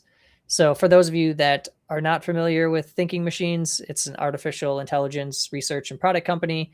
So it was started by Mira Murati, formerly CTO of OpenAI, and basically, like, high level, it wasn't just the CTO that got quote unquote fired or let go because of unethical conduct. Then the other co-founder, one of the other co-founders, also returned to OpenAI. So overall, this company has lost 3 co-founders and 5 researchers in the last, just since it started less than a year ago. So my speculation is and I have no inside knowledge, I don't know, but it seems like maybe the CTO was fired because they were talking to OpenAI to kind of go back to OpenAI. Maybe they saw that they thought the grass was greener starting it themselves, and they realized maybe they'd rather be back at OpenAI, and so maybe that was why they were let go. I'm not sure, but it's weird to see this much turnover this quickly on what was a very hyped, company. Dude, hyped for no reason too. For the people. Hyped for the people that. Yeah, it was just people. Yeah, I haven't seen anything. Yeah, they haven't shipped. That type of stuff pisses me off. Like irrational. I don't know. I get irrationally mad because obviously, like the meme of it all is their freaking like weight racks where they see the 45 plates with their freaking names on it. Like, okay, I guess that's funny. And then their seed round was what, $2 billion for what? Like, actually, let me look at what their seed round is, because people listening to this, like if you're a founder, you would be glad to have $1 million seed round. Just some money to do your shit. These fools probably have like. Well, I see $12 billion is what at least their valuation, which is that June 23rd, 2025, $2 billion seed round. Bruh. That is crazy, dude. Yeah. That is just wild. And then now, like, 3 of the co-founders. Imagine that. Imagine let's say you're a fund. You give 2 dudes, you give me and you $2 billion, right? And it's June. So June was like 6 months ago, let's say. I like this story. Yeah. You give us $2 billion, right? We hire the friends who from our previous job. And we're just figuring out what to do. I'm pretty sure you got a mortgage, I got a mortgage, I got a car payment, you got a car payment, all our expenses. We have a nice office, we're in the city. This stuff adds up, and then 3 people leave back to our old job, and it's just you and me again. What would you think, dude? Like, what do you think happened? Like, I can only imagine that place probably sucks to work at. Yeah, I can imagine it's like there's probably either a lot of pressure to ship something, or there's a lot of drama. There's something internally going where people are not having a good time. Because even if you're getting paid well, you if you're an AI researcher, you can get paid well a lot of places if you're good. So you want to be paid well and also like enjoy the work that you're doing and think that you're doing something that could potentially impact people. And so if you didn't feel that way, or it didn't feel like it was worth it anymore, the joy was gone, there was no joy, then you'd probably go try to find a place that was a little bit better. Yeah. Because you have to be competitive. If you're hiring a researcher at your company, you have to be competitive with all the other model labs. So and as a person there, you're like a founder of it, or maybe a founding engineer, and you just want to dip and go back to what you were doing before. It's tough. I think they did have a product called Tinker, right? It was like a training API. You could use Tinker to train your models, or specifically for research and science, I believe. So I guess I don't know what's going to happen next. I mean, the one benefit they have is they have a lot of money to maybe figure it out. So, yeah. I will say the one thing about these model companies is you do spend a ton of money training, right? That is an expense that a lot of, most startups don't have to pay. So you probably do need a lot of money to run these, really large training runs. So I don't know how much of it, that 2 billion they've spent. Maybe it's more than we'd expect because of all the training that they've been doing, all the GPU costs. But, I imagine they still have quite a bit of money left. But it would be harder, I think, to go raise again. So Yeah. Plus, I think OpenAI will keep poaching the rest of their talent, right? yeah, if they're good, for sure. All right. I thought this was interesting. I think that this passes my vibe check. Like, I don't know if this is accurate, but this is kind of what I'm seeing talking to a bunch of users and just seeing, my feeling and usage. But enterprise LLM market share: Anthropic 40%, OpenAI 27%, Google 21%. So you can see this one on the right is kind of interesting, that OpenAI was 50% and now they're down to 27%. Google was 7%, they're up to 21%. And then Anthropic just like rocket Beasting. ship. Yeah. And That's wild. and Meta's kind of surprising. Like, maybe because they have a bunch of people using old llama stuff, like, so they still use it. I don't know. Some people just fail forward in life, So. The So- Anthropic thing isn't surprising, right? If you're like boots on the ground. OpenAI makes me a little happy to see it decline, and then Google makes me happy to see it go up. So maybe What are you that's why gonna OpenAI is trying to steal all their employees back, because before those fools left, they were at the top. Well, I mean, Anthropic, is a lot of people that were originally part of OpenAI, right? So it's like, and maybe that's why, thinking machines got so much hype too, because we're looking at Anthropic and said, like, they're doing it. Maybe Yeah. these people can do it too. But yeah, I mean, it kind of passes my check too. I don't really I still pay for ChatGPT. They're still collecting money on me, but I'm considering just canceling that because I use Claude. I have a Claude Max plan because I use it with Claude Code. I've been testing the deep research stuff, which I really liked in ChatGPT, and the Claude seems to do pretty close to as good of a job. Yeah. So why pay for both? And Gemini does pretty good deep research too. Yeah, I also pay for Gemini, so I pay for all of them. So it's like I need to consolidate down to two, and I think if I had to cut one, I'm cutting ChatGPT. Yeah. But speaking of OpenAI, this is probably the biggest headline of the week. OpenAI is starting to test ads in ChatGPT free. It's funny because I think there was a comment from Sam Altman like a year ago where he said, like, if we do ads, that's like a last resort revenue model. And now it's like 1 year later, they're potentially doing it. They're starting to test it out. It makes sense, like, inference isn't cheap. All these free users are, probably costing tons of money. So can you monetize? And what was it, AMP Code that's having pretty good luck? Yeah. Monetizing ads on top of inference. So they probably looked at that and said, like, there's a multi-billion-dollar advertising opportunity just sitting there. I have two asshole type thoughts when I see this, right? One, like, AMP Code, and I'm happy for AMP Code because they never said that they would not do ads ever, right? They never gave you an expectation that we're not going to sell you ads, right? Well, Sam Altman, if you believe anything he says, maybe you should not, but he said that we don't want to make revenue through ads, but obviously the writing's on the wall. Why wouldn't you make money through ads, right? I have no problem with them doing ads, but, like, don't be like this higher than thou. We will never do ads, dude. You live long enough to see yourself sell ads. Like, this is the way everything goes, Yeah, I mean, so maybe the hindsight is, don't be so. Yeah, you say it with such conviction, people believe you, and then then it makes you look like a hypocrite later. But I think it's a Altman stan. I used to be a fan, and now I'm a stan for sure. Like, yeah, sorry. I'm not surprised. I think it's a good idea by them, like, business wise. Like, of course, it makes sense. I also don't think it's going to be, assuming it's done tastefully.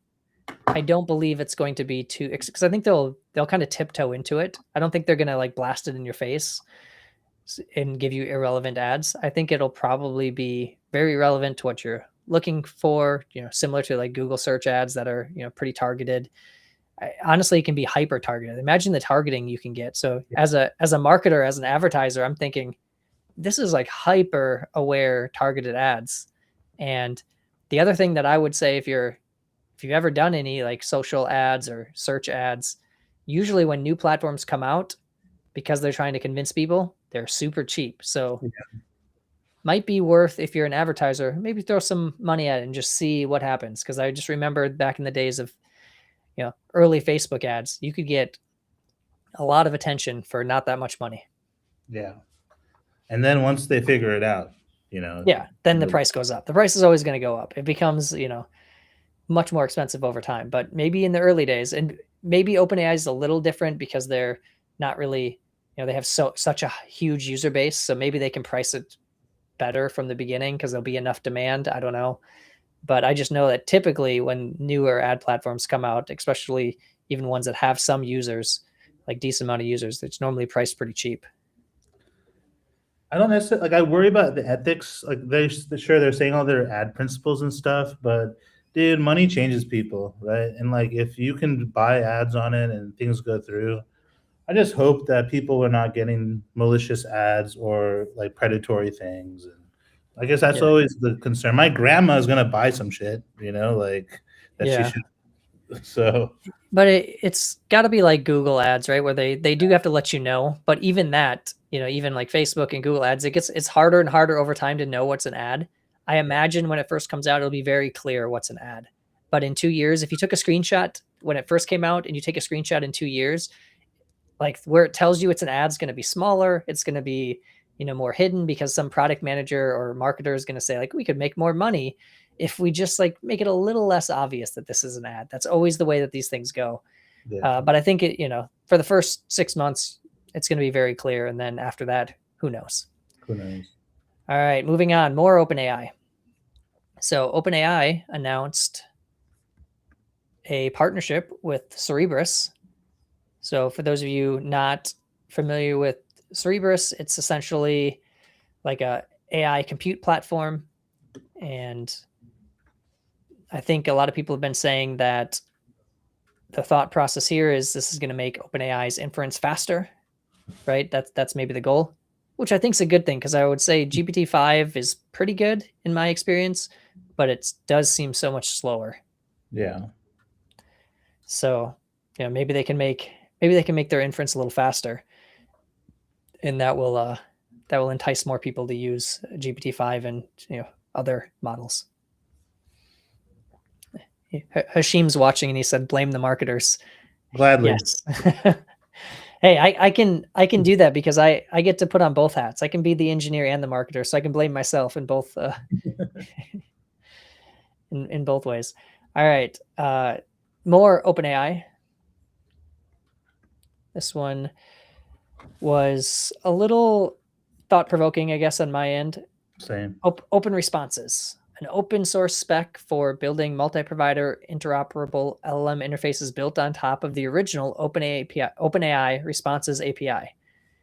So this, I know we've said this on the show. I don't know if we made this as an official prediction, but one of the things we were talking about last year is more and more of the agent is going to be pushed behind the API. So right now, like the LLM is the API, right? You hit it, you hit the API, you get the response. But the prediction that we had, or the thing we've been talking about, is more of that functionality, maybe the memory of like past conversations, maybe the tools like a deep research agent, right, is behind an API. Now that has tools to do, search or some kind of computer use in a sandbox or things like that. More of the agent's going to be pushed behind the API.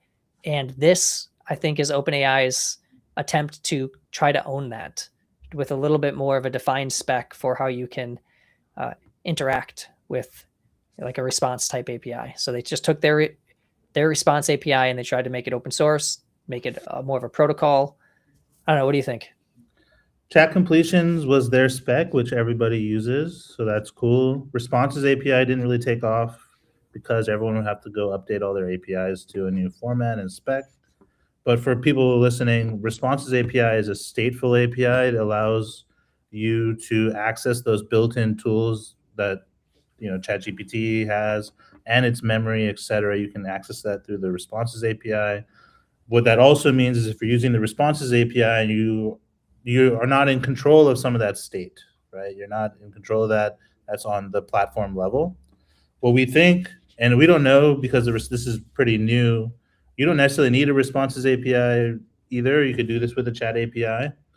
But now that there's a standard, people like OpenRouter can build more agentic features behind their models. Or you could take a Mastra agent and expose it as a model API and use all the different bells and whistles. I feel okay about this, but Tyler on our team is not very excited about this because he thinks it's just not necessarily a good API. So Yeah, I mean, are you saying that Mastra is going to eventually support I think it'll. this format for our I think- agents? I think probably if it takes off and all the models, even the model providers, are exposing responses type structure for their model APIs, then the writing is on the wall and everyone's going to do it. If no one does it, then who cares? And that's not the thing that I would advocate us do. But I do think the ability to create your own agentic model, which is essentially an API URL that maybe uses GPT 5.2 under the hood with your harness and some tools and stuff, and you just access it like a normal model API, I'll put that on my bingo card. All right, there you have it. We're going to keep this thing moving because we got a lot to talk about. OpenAI has been improving memory.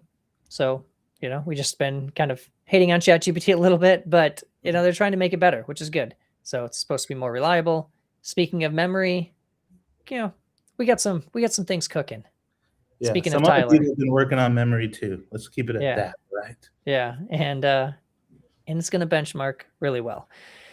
So I've been hearing a lot about this thing called Claudebot. You've been hearing about this? Yep. So The Tamagotchi. yeah, so a few people on our team have said they've tried it. It's pretty amazing. So apparently, it's kind of like a personal assistant. It'll do your inbox, emails, your calendar, can chat through any device. And I've been kind of looking for a good assistant. I was trying to build my own. I've kind of done that. It's, okay, but I'm always curious with what other people are doing. So, and then, related to the Tamagotchi comment, someone, I think it was Andrew Jiang or something.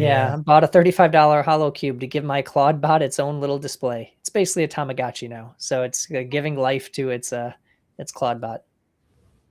It kind of is like a Tamagotchi, right? Like running these loops and stuff. I know Dan really likes the Claudebot. Yeah, the Goose. Kind of feels like we're coalescing around the same stuff, though, right? All these products. Yes. All right, we have more. This is Anthropic. So knowledge is important. Anthropic is working on knowledge bases for Claude Cowork. Knowledge bases seem to be a new concept of topic-specific memories, which Claude will automatically manage, and a bunch of other things. So knowledge bases into Cowork. I think my brother told you so. yeah. Your brother's been saying Mastra needed knowledge bases for 6 months, and more to come on that very soon too. Very soon. More Anthropic. Anthropic released the 4th Anthropic Economic Index report. So it talks about metrics of how AI is used, tax complexity, education level, purpose. So we don't have time to go through all this. It's pretty detailed. It is kind of interesting, though, to see the different uses. And of course, I think this is just like Claude data, right? But it kind of walks through how it's used, how successful is it, success versus task duration. I mean, there's a whole bunch of, speed up, human years of schooling. I don't know I haven't read detailed analysis of all this, but I kind of skimmed it. It has some really good data. If you're interested in kind of seeing some of this, per capita income predicts how Claude is used across countries. So that's kind of interesting. So it's kind of like more like if you zoom out, how are people actually using AI? I thought OpenAI did the economic index report too, but I haven't seen one from there in a while. So I guess Claude did it. Yeah. Speaking of Claude and Claude Code specifically, tool search is now in Claude Code. MCP tool search. Sick. So Claude isn't abandoning MCP. That's good. Everyone thought it's all skills, but they still care about MCP a little bit. So it's kind of it's basically described as lazy loading for MCP servers, which is good because you don't want to necessarily define all your tools and eat up context window. So it's basically like, so we've talked about this quite a bit. It's just like self-discovery of tools. Mm-hmm. And kind of in more like Anthropic related AI news, they're expanding their labs team. So this is where like Cowork came out of, MCP, Claude Code. These are, which especially like Claude Code and MCP, right? These were they weren't the main product. And so I think Anthropic's saying like, hey, maybe sometimes our non-main products become the products. So we should maybe invest more in, in the labs team. And someone that, we've met, Mike Krieger. Yeah. So we met him during YC. He was Anthropic CPO, but he's changing roles. So he's going to go lead the labs team, which sounds like way more of a fun job. Yeah. In my And something opinion. that he's probably really positioned Yeah. well to do. Yeah. So it's like, rather than try to lead all of product, he's probably going in and saying like, hey, can I just like make these like really good projects that I've like taken off go even better? So yeah. Dude, isn't that tight where you can just be like, hey, we have this amazing resource that generates stuff. Let's build products around this main thing. And now you have Claude Code, Claude Cowork, all these things. So I'm excited to see what they do. Man, we got a lot of news today. So we're gonna go through Google really quickly because otherwise we'll be here forever. And I have places to be. Although I do like hanging out with you all. We have other places to be too. So Google or Alphabet and NVIDIA are expanding their decade-long partnership to advance agentic AI, robotics, drug discovery, and more. So Google Cloud is going to be one of the first to bring the NVIDIA Blackwell platform to the cloud. So that's pretty cool. Really cool. But basically, and they're bringing NVIDIA Nemotron, so they're NVIDIA's open models, to Vertex AI. So basically, they're just like deepening their partnership. So big companies, getting shaking hands more. Continuing on with more Google released personal intelligence.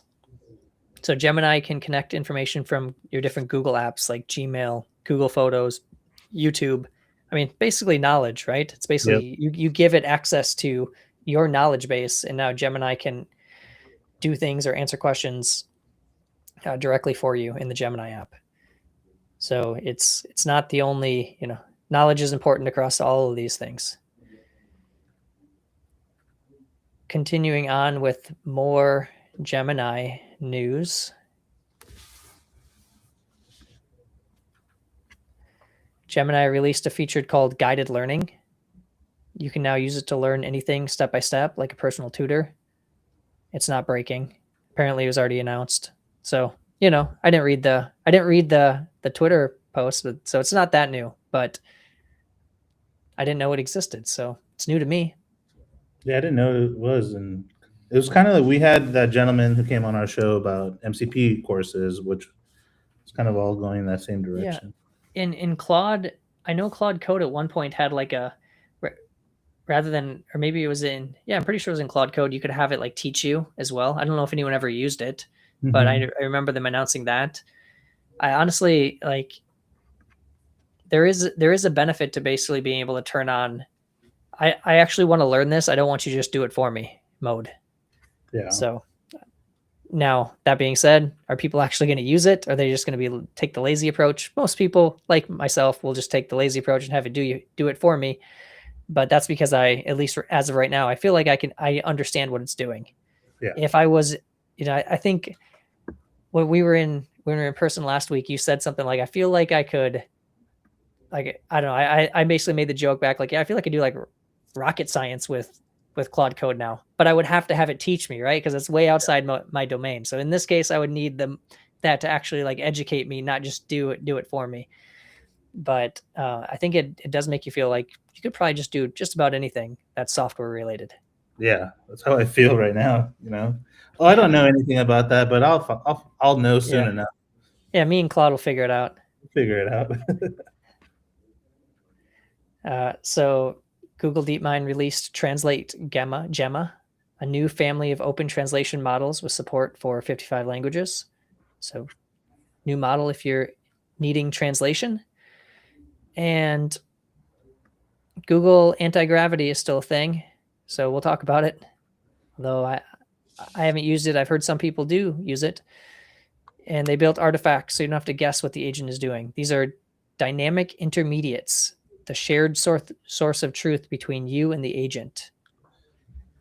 I don't know what that means off just reading it, but Why are they going to name stuff so like proper? Like it's just a file in a file system. yeah, It's an artifact, though. It's an artifact. it's an artifact. Yeah. This one definitely took me by surprise. Yeah. Probably the biggest surprise of the week. I think we both saw it and we were like, what? Yeah. And I'll preface this by saying we know the team over there. We didn't know this was coming. Langfuse joins Clickhouse. Woo. Congrats to the Langfuse team. I would say a lot of Mastra users use Langfuse. So we talk to a lot of users frequently that are using Langfuse in production. So it's not surprising. They have a good product over there. And I think I was just, definitely caught off guard though. I was happy for them. We're both YC companies. There's synergy between our products, and our group partner in YC is the same. So shout out to Gustav. Yeah. So congrats to the whole Langfuse team. I think that is, I'm not that, obviously we use Clickhouse for some things. So I think ultimately if you can get even more, I guess, ammunition behind your team to continue to grow, and I think they're well positioned to continue growing. They've been growing really well so far. And we got to talk about our friends over at Replit. Replit now can build mobile apps. That's pretty cool. Yeah, they're doing it all, man. Yeah, I don't know. I mean, it's just one of the most painful things about building mobile apps is like multi-device support, getting it on app stores. And I think the whole idea is this kind of just helps you with all that. Publish to the app store directly from Replit, which is just such a, if you've ever built an app and had to go through getting, like an iOS app approved, oh man, that sucks. Yeah, dude. Even if you're doing React Native, there are certain like iOS capabilities that you need to pull in, and there are things like Expo that help. But if you don't have to care about any of that, and you just get a nice iOS app at the end of the day, whew, that's dope. Yeah. So congrats to Replit for announcing that. I think that is that's going to be a big deal. Now let's talk a little bit about skills, the thing that everybody's talking about. And we got a lot of threads. The skills discussion is literally trending on Twitter right now. Is it really? Yeah, it's MCP. Like people are okay. Let me like just read the. You know how Twitter does the do AI skills make MCP obsolete? I'll share this actually. So yeah, share it. Yeah. So this is like the summary thing. Do AI skills make MCP obsolete? Developers weigh in. I think it all started with Aiden here saying like, do we even need this? David comes in with the freaking hot takes as always, and then there's a whole discussion.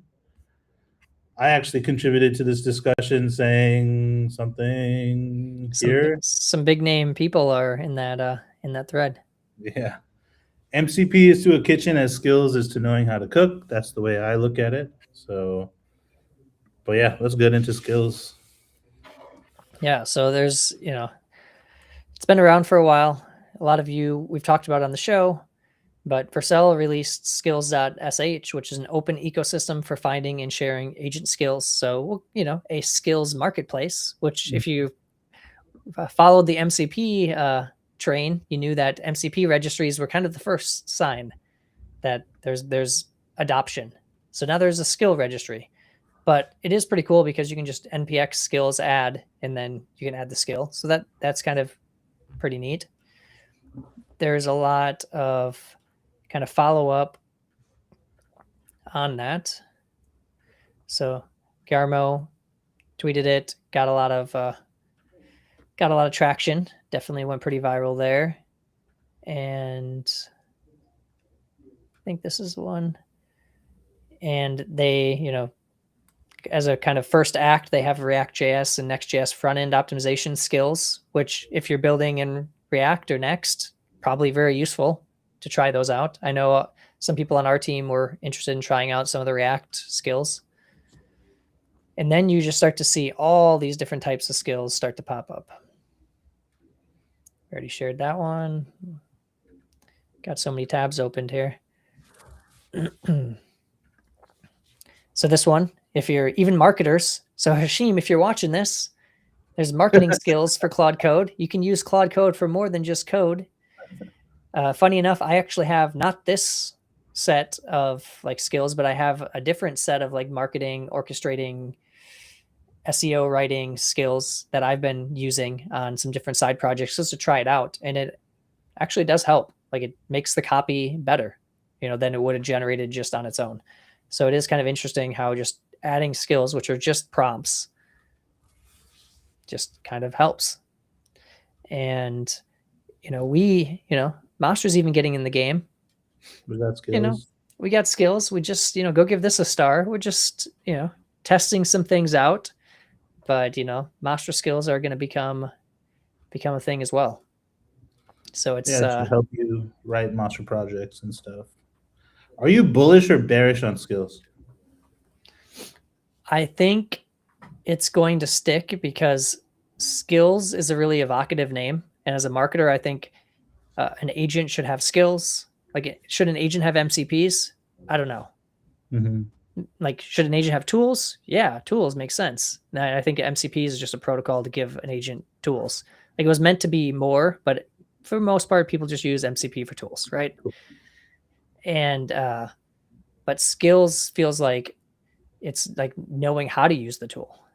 Yeah. I have a table saw, but do I have the skill to use the table saw, right? Do I have the skill to actually write all the code in this, the Mastra code needed to write this agent? So I think it's probably going to stick. I don't know if it's going to quite have the hype that MCP had, but I do think it's going to end up being going to be a pattern that people end up using quite a bit.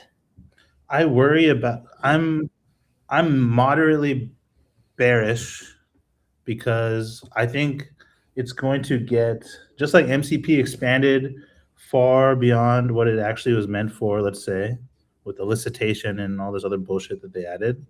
Skills can run scripts and all this stuff too. So you can see how it could get perverted in a way.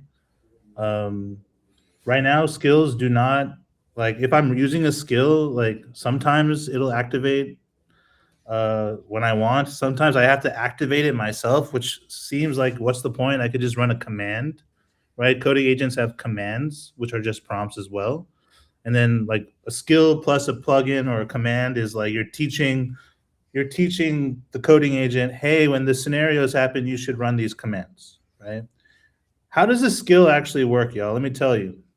A skill is a prompt, let's say, and based on the conversation with your agent, it has a tool which is skill search, essentially, which if the conversation is talking about something that it may have a skill about, it'll go and see what skills that are available, and it'll quote unquote activate the skill. Activating the skill, what does that mean? It adds the prompt information from your skill.md into the system prompt. So now your agent is aware that it has these skills, just like Keanu in the Matrix. Literally the same thing. And that's it. Now you have that skill. But once again, like in the movie, you don't have to be a kung fu master all the time. So after you're done whooping ass, you deactivate the skill and then you move on with your life until you have to do it again. So that's how skills work. So I don't know. I'm kind of bearish and bullish because I do feel people are going to add a bunch of scripts and all this like OAuth and random stuff in there. And then they're going to try to Frankenstein it into something it wasn't meant to be. Yeah. And Hashim says, Dax has a contrarian post about skills because the models don't use them. Actually, we've realized that too. You kind of, if you don't tell it exactly to use it, it doesn't always use it consistently. I think that was the problem with tool calling as well. And I think they got, the models got better at tool calling. I think the models get more consistent with using skills.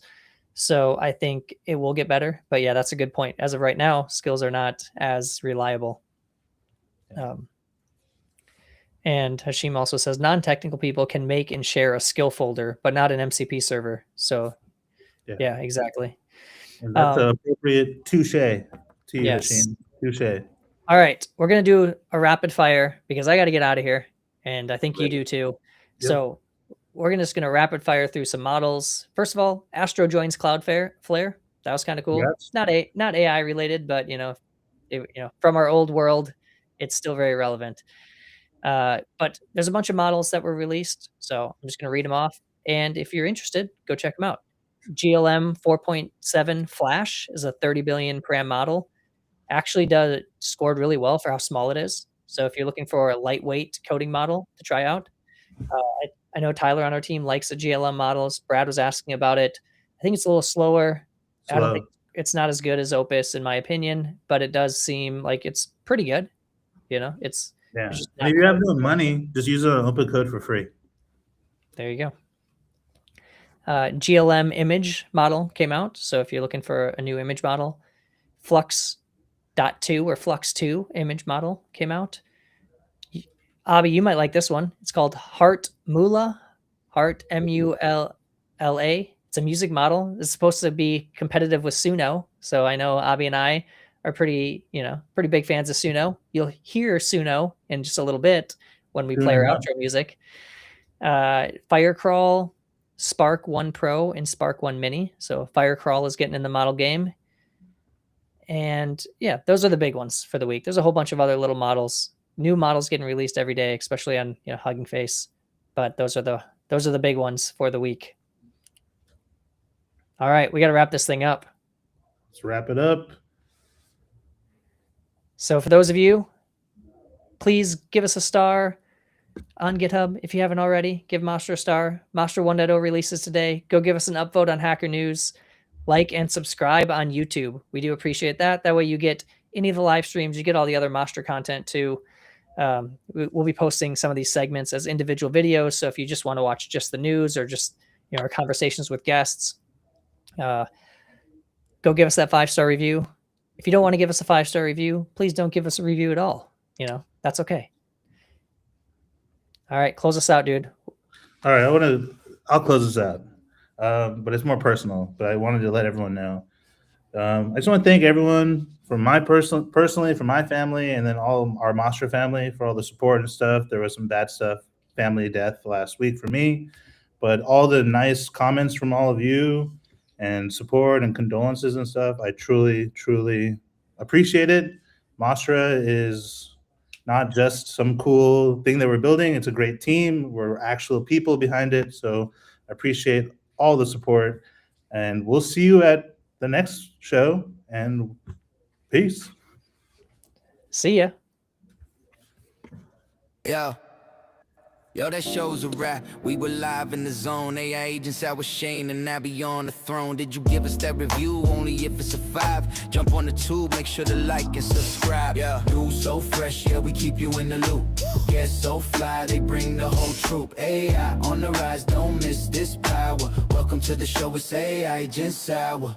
Did you just drop in? Is this your first time? Make sure to follow us on X and go like and subscribe. Learn the principles and patterns in our books. The Master.ai site, give it a look. News so fresh, we keep you in the loop.